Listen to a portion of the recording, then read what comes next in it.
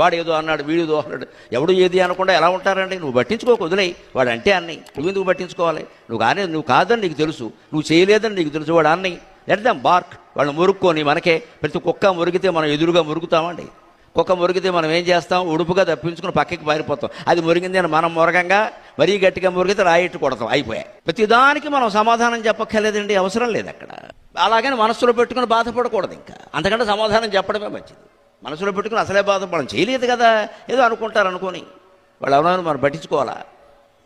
ఈ స్థితి రావాలంటే మట్టిలో ఆడాలి, బురద నీళ్లలో ఆడాలి. పూర్వం ఆడించేవారు, గేదె మీద ఈత కొట్టించేవాళ్ళు, ఏళ్ళరా అని చెప్పేవాళ్ళు. నేరేడకాయలు కొనమంటే కొనేవాళ్ళు కాదు, చెట్టెక్కి కోసుకో అనేవాళ్ళు. నేరేడు చెట్టుకి కోసుకునేవాళ్ళం ఆషాఢ మాసాల్లో. కాలు విరిగితే విరుగుతుంది, 3 వారాలు రెస్ట్, దానికేముంది, బడి మానేయచ్చు. ఈ సాహసాలన్నీ చేపట్టే తర్వాత జీవితంలో, ఉద్యోగంలో కానీ సంసారంలో కానీ ఎన్ని ఇబ్బందులు వచ్చినా ఎదుర్కొన్నారండి. ఈ సాహసాలు మనం పిల్లలకు అలవాటు